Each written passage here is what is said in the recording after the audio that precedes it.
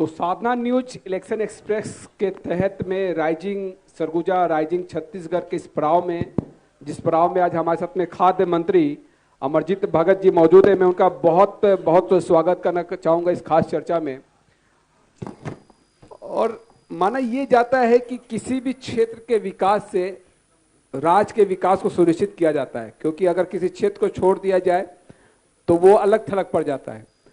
और लिहाजा चुनाव का समय है, तो आप भी जब जनता के बीच में जाएंगे तो इस क्षेत्र के विकास की बात करेंगे। तो राइजिंग सरगुजा को समझना चाहेंगे कि सरगुजा को पहले, क्योंकि अभी इन दिनों बीजेपी ये कह रही है कि हमने 15 साल में विकास कार्य किया, उसको आगे बढ़ाएंगे।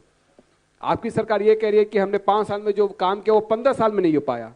तो इस 5 साल में वो क्या काम हुआ जो 15 साल से काफी बेहतर है, मंत्री जी?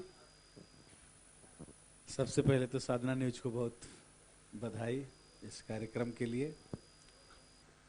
जो बात आपने कही कि 15 साल में क्या काम नहीं हुआ जिसको 5 साल में किया गया। किसी भी क्षेत्र का विकास देश के लिए बहुत महत्व रखता है और सरगुजा अंचल सहित विभिन्न क्षेत्रों में, चाहे वो सड़क हो, अधोसंरचना का विकास हो, शैक्षणिक संस्थाओं का अपग्रेडेशन हो, सभी क्षेत्रों में आपको काम दिखेगा।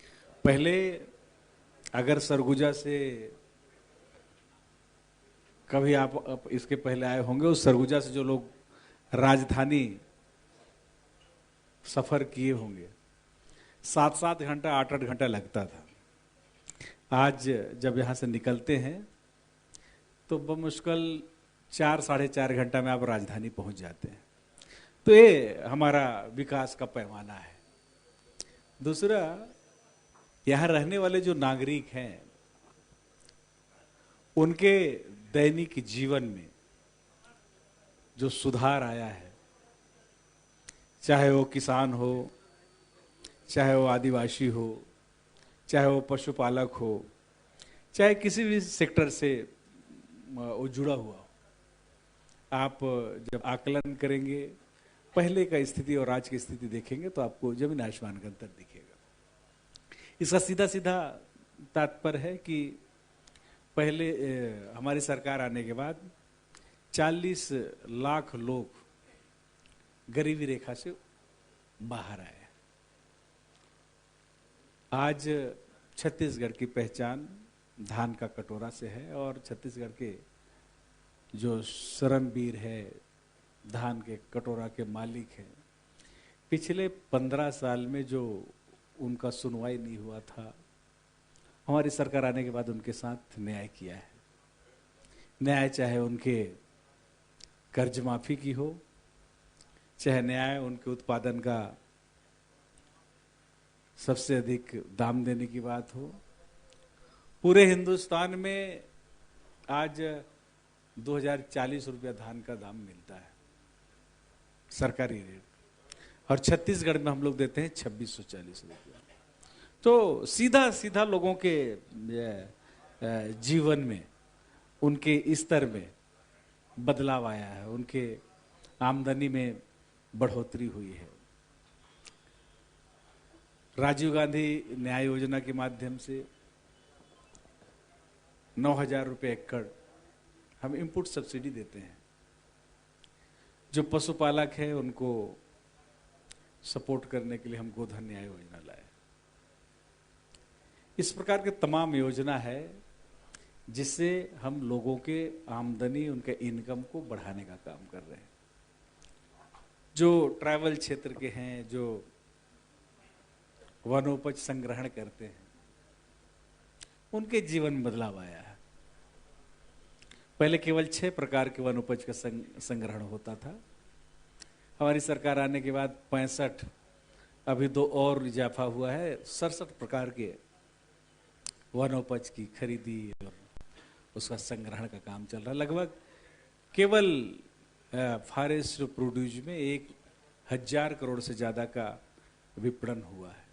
सीधे सीधे उस क्षेत्र में रहने वाले लोगों के पॉकेट में पैसा गया है।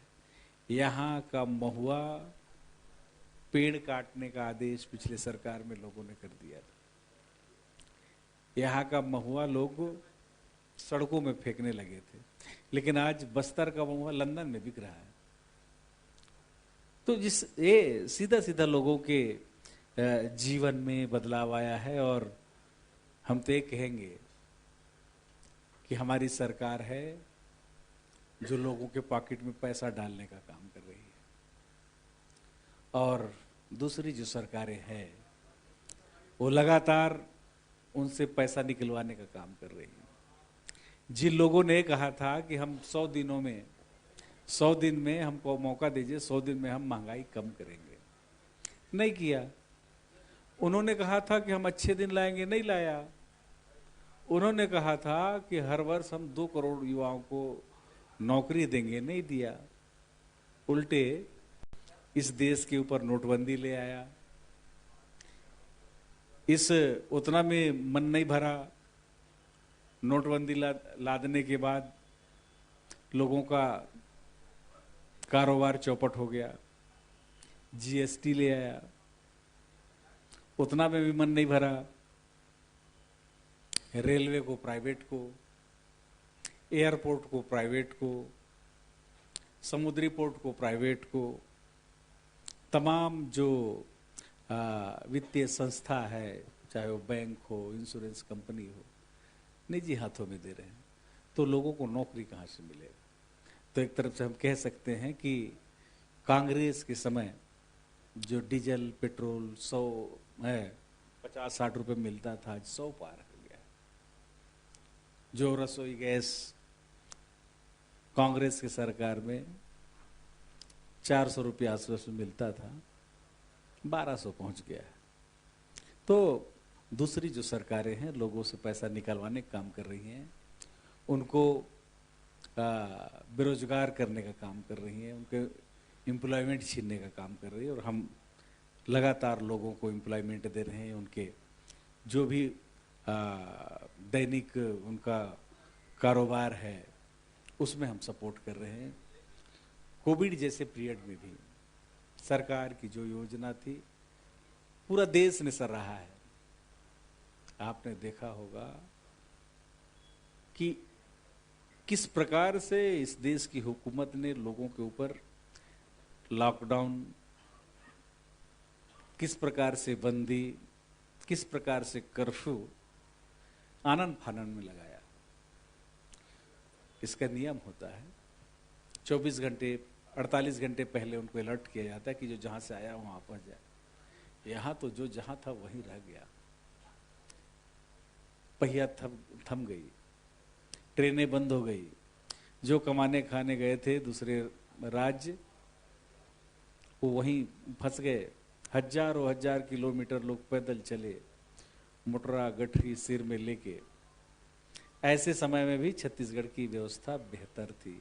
कोई भी गिरते पड़ते अगर छत्तीसगढ़ की सीमा में आया तो उसको बेहतर सुविधा देगी, उनको घर पहुंचने तक की व्यवस्था दी गई, उनके लिए इलाज की व्यवस्था की गई, उनके लिए खाने की व्यवस्था की गई, उनके लिए एम्प्लॉयमेंट कार्ड बनाया गया, उनको रोजगार गारंटी में काम दिया गया। और जिस समय पूरे देश की अर्थव्यवस्था चौपट हो गई, दुनिया की अर्थव्यवस्था चौपट हो गई थी, उस समय हमारे यहाँ जीएसटी में हमने इंक्रीज किया। उस समय हमने अर्थव्यवस्था में अच्छा इजाफा हम इंक्रीज किया। आप थोक व्यापार में देख लें, खुदरा व्यापार में देख लें, सराफा में देख लें, हर में हमारा अच्छा परफॉर्मेंस रहा है। ऑटोमोबाइल सेक्टर में देख लें। और क्यों हो पाया अर्थव्यवस्था में इजाफा, अर्थव्यवस्था सशक्त क्यों हो पाई? बीजेपी को ये नजर क्यों नहीं आती है? देखिए, इसमें सीधी सी बात है कि कई बार माननीय मुख्यमंत्री भूपेश बघेल जी अपने वक्तव्य में भी देते हैं, अभी राहुल जी ने भी कई बार दिया, आपने देखा भी कि भारतीय जनता पार्टी बड़े लोगों का तरफदारी करती है, उद्योगपतियों का काम करती है। कांग्रेस हमेशा जो सरवरा वर्ग है, जो मजदूर वर्ग है, ये इनके लिए काम करती है। आप सीधा सीधा सा देख लीजिए, इनकी जितनी भी योजनाएं हैं, जितना भी लाभ है, सब बड़े कंपनी और बड़े औद्योगिक घरानों के लिए होता है। छत्तीसगढ़ में कर्ज माफी होता है तो किसान होता है, और भारत सरकार जब कर्ज माफी करती है तो उद्योगपतियों का करती है। ये दोनों में बेसिक अंतर है। जब तक आप किसी योजना का विकेंद्रीकरण नहीं करेंगे, जब तक उस योजना से बहुत अधिक से अधिक लोगों को नहीं जोड़ेंगे, तो इस देश का भला होने वाला नहीं है। 2-4 लोगों को आप अगर पैसा वाले बना देंगे तो जरूर वो पैसे वाले बन जाएंगे, बड़े उद्योगपति बन जाएंगे, लेकिन देश का हालात सुधरेगा नहीं, देश की प्रगति होगी नहीं। आज आपने देखा होगा कि जितने भी बड़े स्कैंडल्स हुए, बैंक में जो यहाँ के पैसा लेकर के और विदेश भाग गए, उनको रोकने में, पकड़ पाने में, उनको रिकवरी करने में भारत सरकार पूरी तरह से विफल रही है। और उल्टे इन्हीं सब बातों को लेकर के जब राहुल जी बात करते हैं तो उनका सांसद जैसे पद को समाप्त कर दिया जाता है। एसपीजी सुरक्षा उनके नेहरू गांधी परिवार को, जिनके इस देश की आज़ादी में योगदान रहा, लंबे समय तक देश की सेवा की, उनका एसपीजी सुरक्षा छीन लिया जाता है। उतना पे भी मन नहीं भरता है, सरकारी आवास छीन लिया जाता है। तो ये तमाम प्रकार के जो कार्रवाई हो रही है वो केवल और केवल लोगों को परेशान करने के लिए है। और हमारी सरकार है वो लोगों के लिए योजनाएं बनाती है, उनको आर्थिक रूप से आगे बढ़ाने के लिए काम करती है, उनके दैनिक जीवन में सुधार आए इसके लिए काम करती है। तो जहाँ पर इंफ्रास्ट्रक्चर और जो उसका डेवलपमेंट की बात तो अपनी जगह ही है, लेकिन लोगों के दैनिक जीवन में सुधार हो इसके लिए भी हम काम कर रहे हैं, जिसका सीधा सीधा असर आपको देखने पड़ेगा। 40 लाख लोगों ने गरीबी रेखा से बाहर निकले हैं, और ये हमारे लिए एक अच्छा सुकून भरा एक खबर है। आप और कुछ बोलने वाले बोल लीजिए। मैं ये बोलना चाह रहा था कि बेहतर काम हुआ है, लेकिन ये जो गरीबी और अमीरी की खाई है, जिसका जिक्र प्रियंका गांधी भी कर गई कि किसान 27 रुपये कमाता है और इधर कर्ज माफी हो जाती है, 1600 करोड़ रुपया कॉर्पोरेट के माफ कर दिया जाता है। आप जो बोल रहे हैं जी, वही मैं बोल रहा हूँ कि कोई भी योजना है जी, वो बहुतायत लोगों को कवर्ट करके उनको सामने रख करके करना चाहिए। जैसे हमने अगर धान खरीदी की योजना बनाया तो पूरे किसानों को उसमें जोड़ा, कर्ज माफी का काम किया, पूरे किसानों को जोड़ा। आज उसका सीधा सीधा असर है कि आज धान खरीदी में हम पिछले सरकार की सारी जो रिकॉर्ड थी उसको तोड़ते हुए हम आगे, इनके समय में 50 लाख 60 लाख आसपास खरीदी होता था। हमारे समय आप देख लीजिए कि हमारा ओपनिंग जो था वो 82 लाख मेट्रिक टन से, दूसरे साल 84 लाख मेट्रिक टन, तीसरे साल 98 लाख मेट्रिक टन, और पिछले साल हमने 107 लाख मेट्रिक टन खरीदा था। अब तो 20 क्विंटल खरीदने जा रहे हैं एक एकड़ में, 20 क्विंटल तो और बढ़ जाएगा ये तो। हाँ, अब पिछले समय में हम खरीदते थे एक एकड़ में 15 कुंटल। अब हम संसाधन और बाकी तकनीकी में काफ़ी प्रगति की है, तो अब हम उसको लोगों का इसमें ये जो फसल है उसमें काफ़ी प्रगति आया है, और इसलिए हम इसको बढ़ा करके अब हमारी सरकार ने, माननीय मुख्यमंत्री जी ने अब एक एकड़ में 20 कुंटल खरीदने का निर्णय लिया है। तो लगातार किसान संख्या में वृद्धि, क्षेत्रफल में वृद्धि, धान खरीदी की मात्रा में वृद्धि, और टोटल जो हमारी इकोनॉमी है उसका हम छत्तीसगढ़ में देखें टोटल बजट का लगभग 1/4 हिस्सा केवल कृषि सेक्टर में हम इन्वेस्ट कर रहे हैं, तो जिससे एक बड़ा बदलाव आया है। तो मैं कहना चाहूँगा कि बाकी लोगों में और हमारे में ये अंतर है। पीयूष गोयल जी को आकर रायपुर में प्रेस कॉन्फ्रेंस करना पड़ता है, सेंट्रल पुल को लेकर वो बहुत सारी बातें करते हैं, चावल खरीदारी को लेकर तमाम आंकड़े रखते हैं, देखिए, ये तो अपना अपना दृष्टिकोण है जी कि आप किस प्रकार से काम कर रहे हैं और उसका रिजल्ट कैसे आ रहा है। माननीय पीयूष गोयल जी केंद्रीय खाद्य मंत्री है। मुझे अच्छी तरह से याद है कि जब धान खरीदी में दिक्कत आ रही थी, उस समय हम लोग सब, माननीय मुख्यमंत्री जी ने मुझे और कृषि मंत्री तत्कालीन माननीय रविंद्र चौबे जी को विशेष विमान से यहाँ से लेकर के और दिल्ली गए और उस बैठक में पीयूष गोयल जी से हम लोगों की बैठक हुई। और उस बैठक में हम लोग केवल अनुमति मांग रहे थे कि सारे हम संसाधन और जो उसमें धन लगने हैं वो सब हम लगा लेंगे, आप केवल अनुमति दे दो।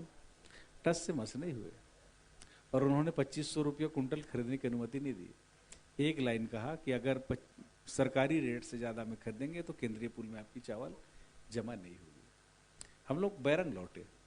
तब आकर के यहाँ पर राजीव गांधी किसान न्याय योजना बनाया गया और जिससे किसानों को सपोर्ट किया गया। और मुझे इस बात के लिए बहुत खुशी है कि आज मेरे छत्तीसगढ़ प्रदेश के किसान पूरे हिंदुस्तान में सबसे ज़्यादा धान का कीमत और इनपुट सब्सिडी कमा रहे हैं, जिससे उनके जीवन में सुधार आया है।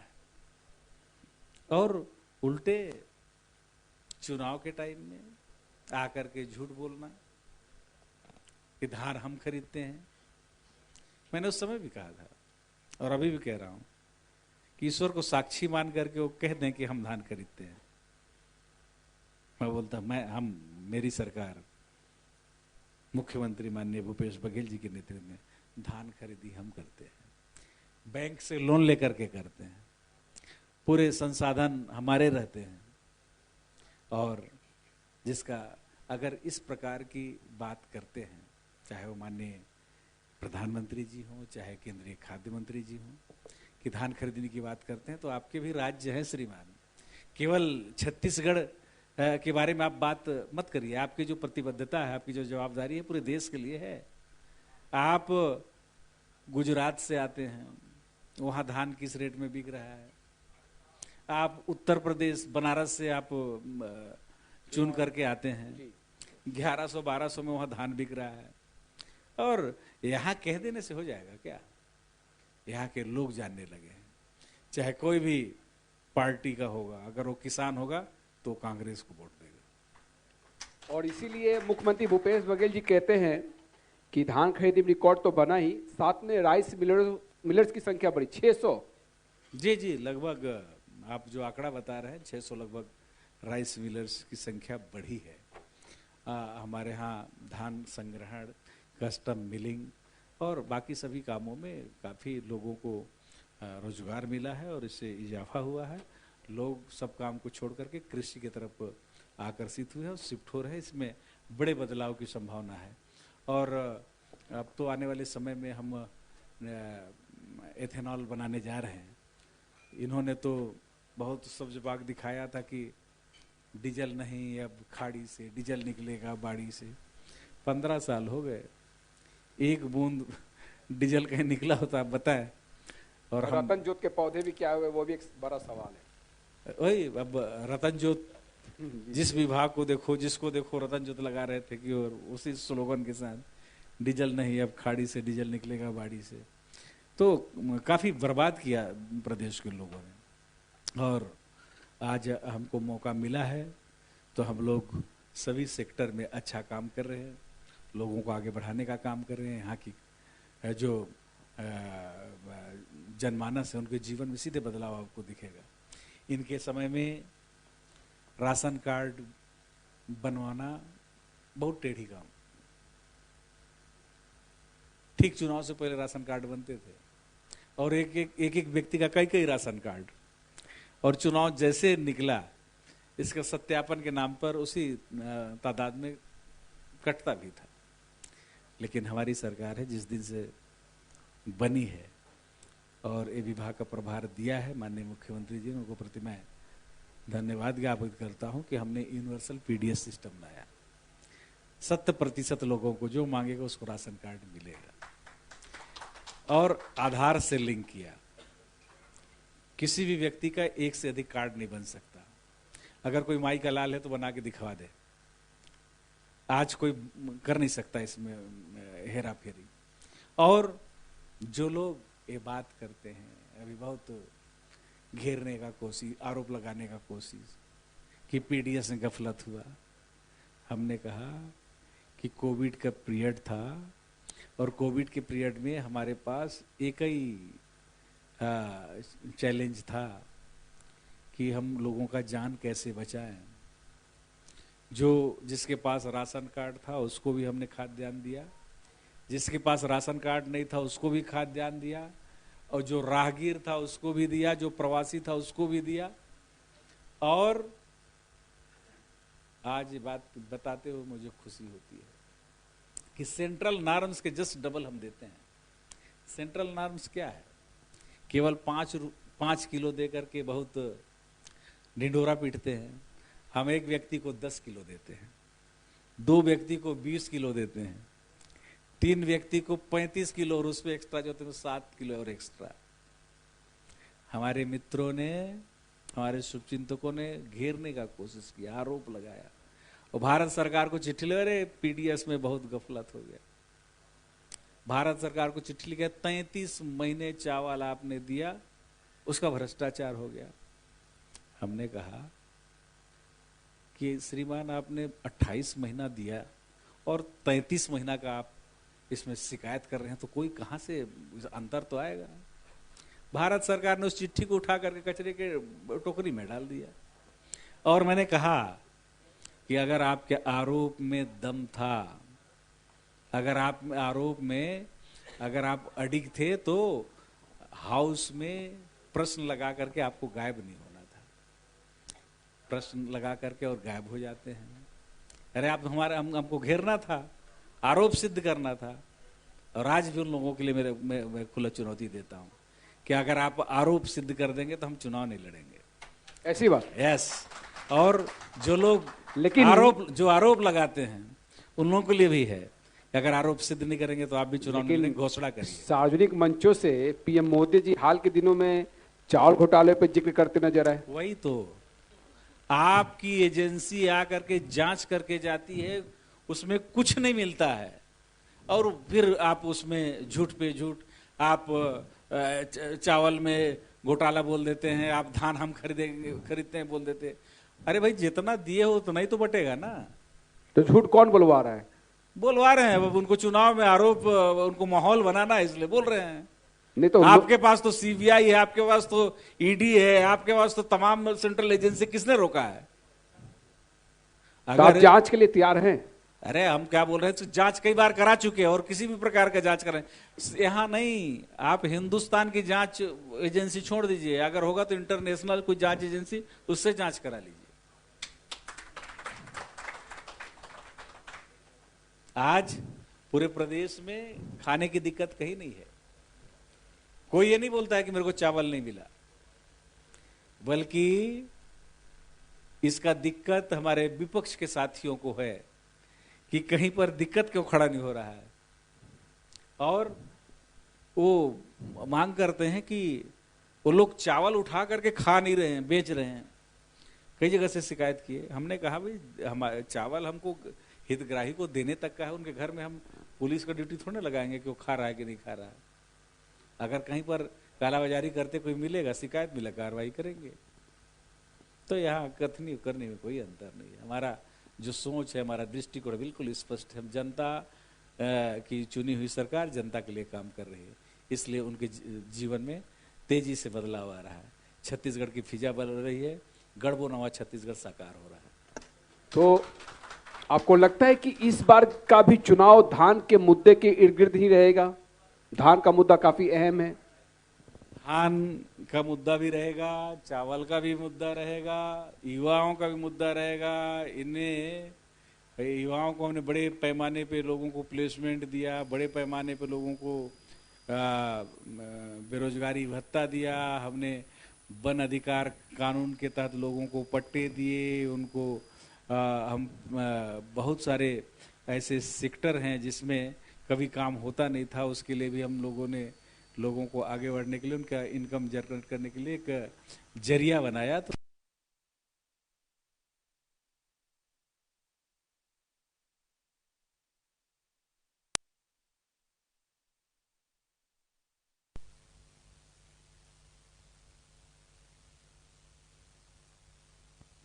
छत्तीसगढ़ी अस्मिता में बात हो जाए, आपके विभाग की बात हो जाए, आ गया। अभी जितना बात हो रहा था सब मेरे ही विभाग से संबंधित था। तो राजेंद्र,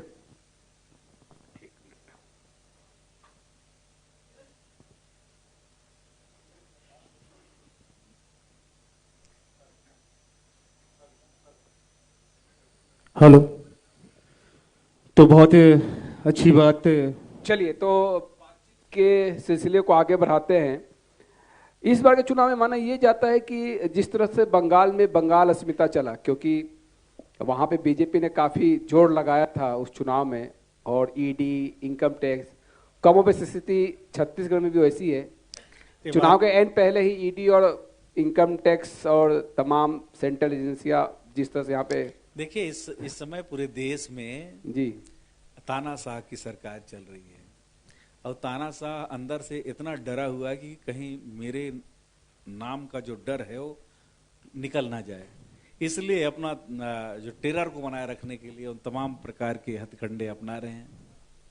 जिन एजेंसियों के बात किए, केवल छत्तीसगढ़ में हुआ ऐसा नहीं है, जितने भी गैर भाजपाई स्टेट है, सरकारें हैं, उनके ऊपर इन्होंने किया, और अपने उस तानाशाही और सरकार के शक्ति का दुरुपयोग करते कई हम चुनी हुई सरकार को भी बदल दिया। आपके सामने मध्य प्रदेश है, आपके सामने गोवा है, आपके सामने महाराष्ट्र है, ये तमाम राज्यों में सरकार, लेकिन वही कई राज्यों में आपकी सरकार भी बनी, कर्नाटक में आपकी सरकार बनी, हाँ, इसमें हिमाचल में आपकी सरकार बनी जी।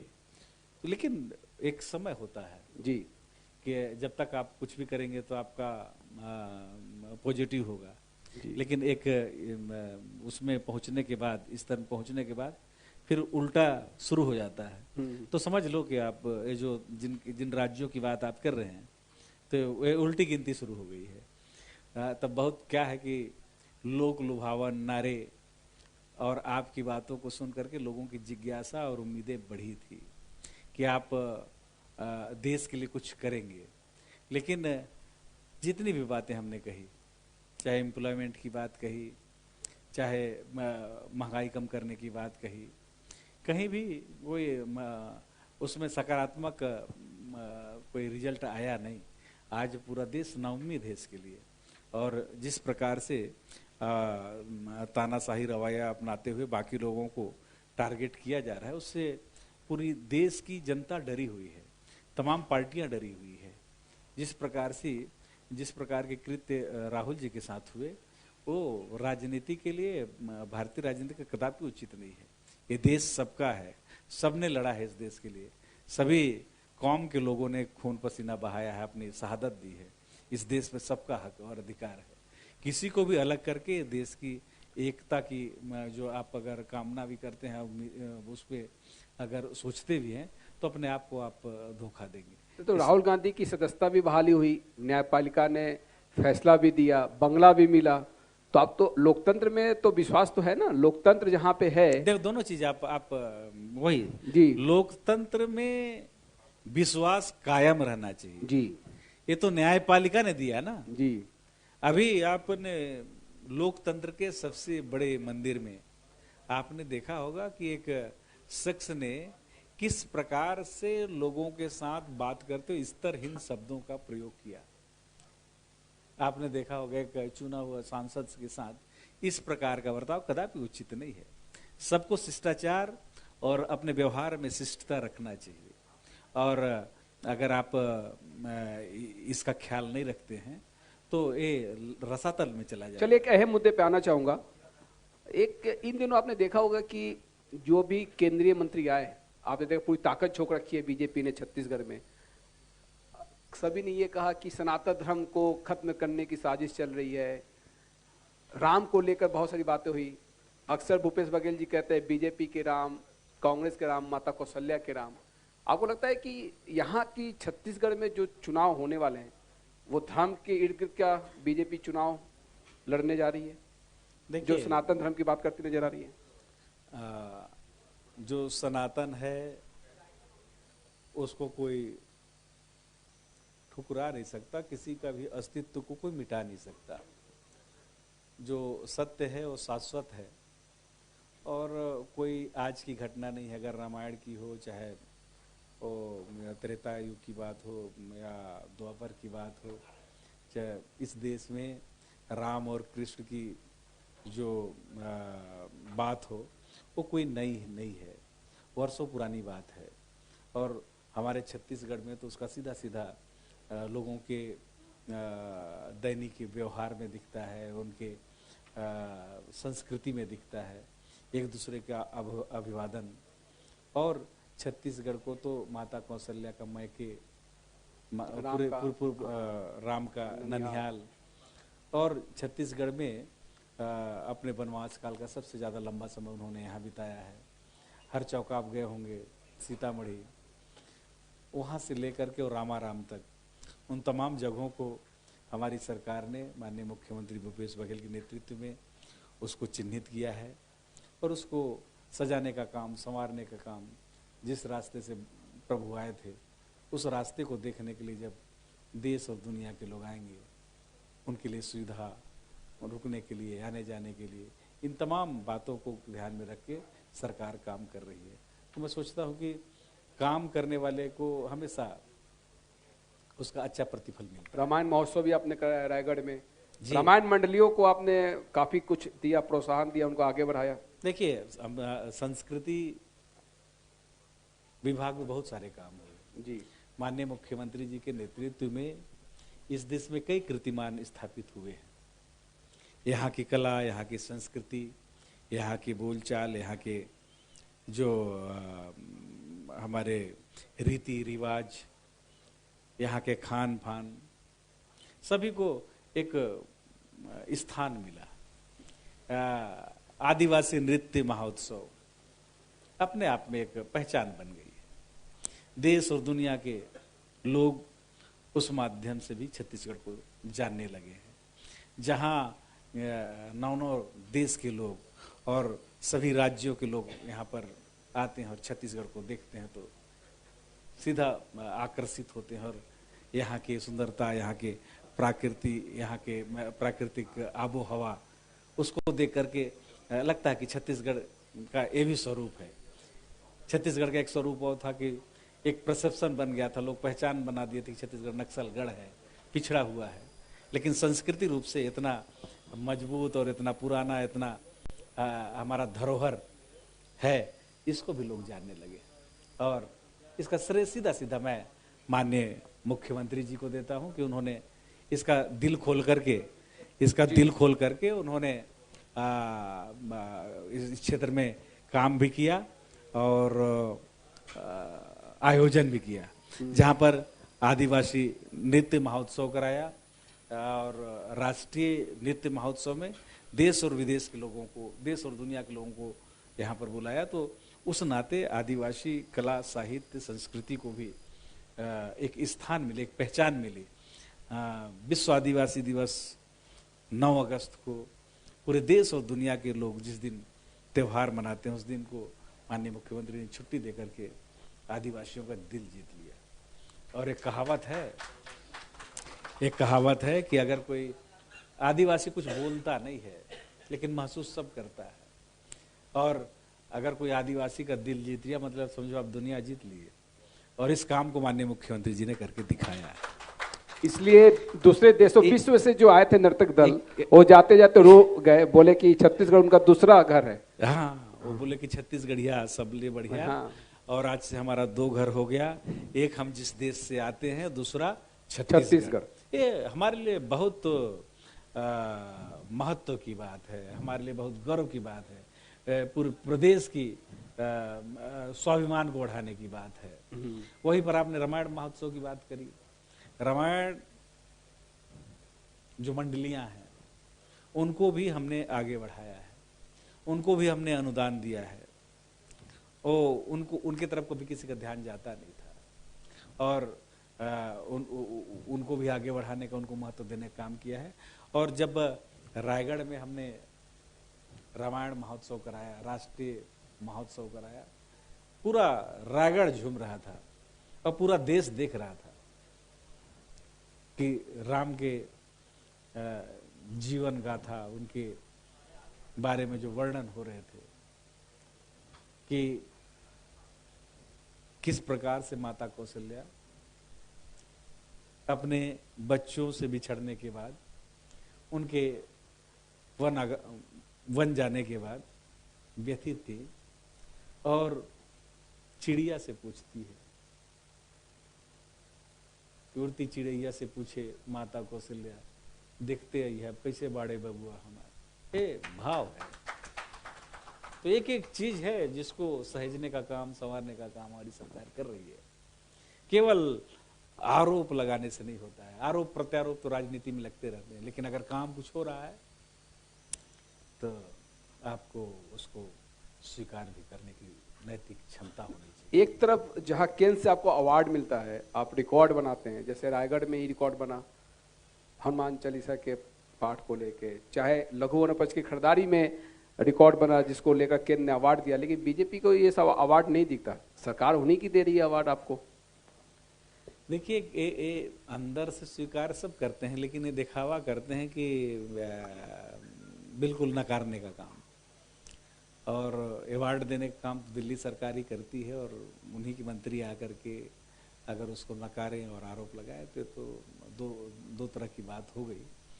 और मैं कहना चाहूँगा कि ये देश सबका है, ये प्रदेश सबका है, सबकी जवाबदारी इस देश के प्रति, यहाँ के नागरिकों के प्रति आपकी है, और बेहतर सुविधा जो देगा, जो लोगों को सहूलियत देगा, वो लंबा चलेगा। चलिए चलते चलते आखिरी में एक सहूलियत पर चर्चा कर ले, जो एक बहुत बड़ा मुद्दा था छत्तीसगढ़ के लिए, आवास योजना। आवास न्याय सम्मेलन के जरिए आपने वो भी मुद्दा छीन लिया बीजेपी से। देखिए, भारतीय जनता पार्टी, वही बोल रहा था, और हमारे मित्रों को तो बोलने के लिए भी बंदिश है, उनके सारे फ्रीडम छीन लिए हैं, उनके जो मेंबर ऑफ पार्लियामेंट है उनको जो क्षेत्रीय विकास निधि मिलता है वो सब समाप्त कर दिया, क्योंकि चूं से चा नहीं बोला। तो एक तरफ से तो वहाँ पर इतना डर का माहौल है। और आप जो बोल रहे थे कि आवास न्याय आवास योजना, आवास तो बहुत महत्वपूर्ण है। पहले भी आवास बनते रहे हैं, पहले इंदिरा आवास के नाम से बनता था, और आज अब सरकार बदलने के बाद स्वाभाविक रूप से अपना अपना नामकरण करते हैं। और इस समय भारतीय जनता पार्टी केंद्र में, तो उन्होंने प्रधानमंत्री आवास कर दिया। लेकिन प्रधानमंत्री आवास करने के साथ ही इनको जो सेंट्रल हमको अनुदान मिलता है उसमें अनुपात घटा दिया। पहले 75% 80% सेंट्रल केंद्रांश रहता था, उसका अनुपात घटा करके अब 50-50, 40-60। तो एक तरफ तो आप तमाम प्रकार की बंदिश लगा दिए। हमारे जो जीएसटी के माध्यम से मिलना है, हमको माइनिंग के माध्यम से जो रेवेन्यू मिलना है उसको आपने रोक दिया है। और दूसरी तरफ आप जो केंद्रांश है उसमें भी अनुपात आप 50-50 तो 40-60 कर रहे हैं, तो एक अंतर तो आएगा। लेकिन जिस प्रकार से माननीय मुख्यमंत्री भूपेश बघेल जी ने दरिया दिली दिखाया है, पूरे प्रदेश के लोगों का नया सर्वे करा के जितने लोगों का था सभी को स्वीकृत करके का जो उनको नैतिक साहस दिया है, उनके लिए मैं बहुत साधुवाद और बहुत धन्यवाद देता हूँ। चलते चलते कुछ अहम बात इस मंच से आप रखना चाहेंगे मंत्री जी? छत्तीसगढ़ की अस्मिता, छत्तीसगढ़ का स्वाभिमान, इसको बना के रखने का जवाबदारी छत्तीसगढ़ के प्रत्येक नागरिक की है और सभी राजनीतिक दलों की है। अब यहाँ के लोग क्राइसिस में रहें और बाहर के जो कलाकार हैं, बाहर के जो बड़े उद्योगपति हैं वो मौज करें, ये ठीक बात नहीं है। अवसर सभी को मिलना चाहिए। छत्तीसगढ़ सबका है और जो छत्तीसगढ़ के मूल मालिक हैं, यहाँ के श्रमवीर हैं, उनको भी अवसर मिलना चाहिए, उनको भी खुश होने का उनको भी गर्व करने का अवसर मिलना चाहिए, जो इस सरकार में लगातार मिल रहा है। यहाँ के किसानों को, यहाँ के आदिवासियों को, महिलाओं को, यहाँ के जनप्रतिनिधियों को। बहुत बड़ी बात कि आज तक की राजनीति में मैंने नहीं देखा था कि एक साथ पंच से लेकर के पंच, सरपंच, जनपद सदस्य, जिला पंचायत सदस्य, अध्यक्ष, उपाध्यक्ष, पार्षद, महापौर, सभी लोगों का मानदेय बढ़ाया। सब लोगों को उनका मान सम्मान बढ़ाया। तो काम सबका मान सम्मान और सबको आगे बढ़ाने का काम तो हमारी सरकार कर रही है। धन्यवाद।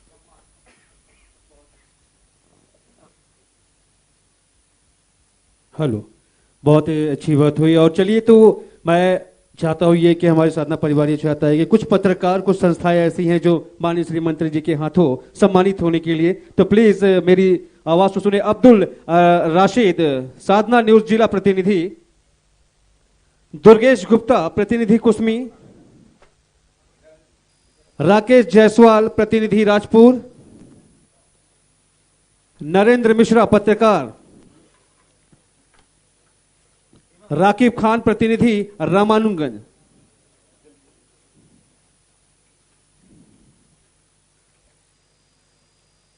अरुण जैन, एजाज अहमद, इमरान अहमद और विकास दुबे। आप सभी आ जाए।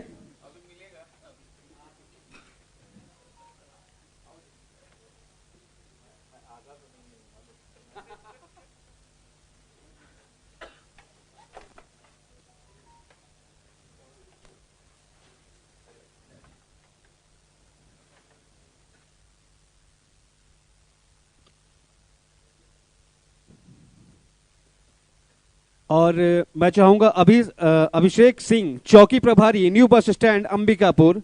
मैं चाहता हूं वो भी यहां पर आ जाए और मंत्री जी के हाथों अपनी स्मृति चिन्ह लेकर जोरदार तालियां। उसके बाद मैं बुलाना चाहूंगा प्रकाश साहू जी एवं उनकी पूरी टीम, अनोखी सोच संस्था। जोरदार तालियों से स्वागत। उसके आगे ब्रिजेश पांडे जी, आत्मानंद स्कूल प्राचार्य।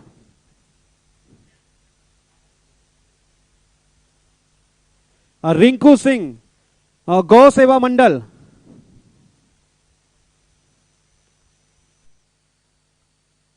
जगदीप सिंह छाबड़ा, एवलॉन इन संचालक।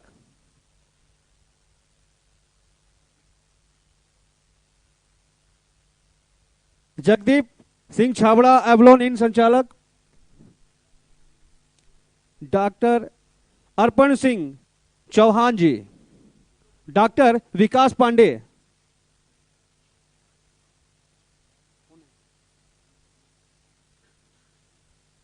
आयुष जी भी आ जाए।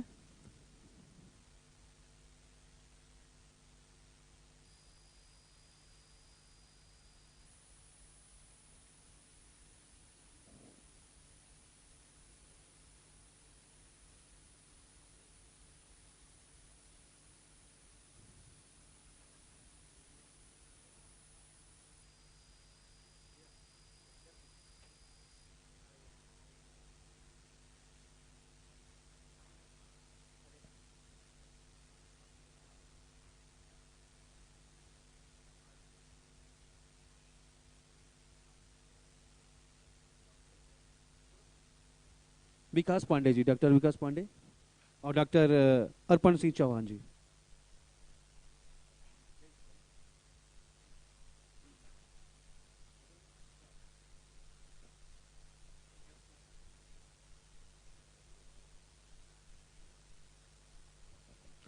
और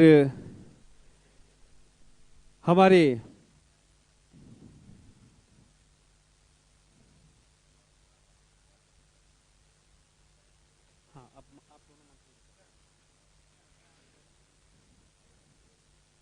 और मैं चाहता हूं हमारे आर के गांधी, मैनेजिंग एडिटर, और शेखर गुप्ता, उत्तरी सरगुजा हेड, मैं चाहता हूं मंत्री जी का स्मृति चिन्ह का स्वागत करें, अभिनंदन करें, तालियों से स्वागत करें। और जगदीप सिंह छाबड़ा जी, एवलॉन इनके संचालक, वो भी आ जाए यहां पर। और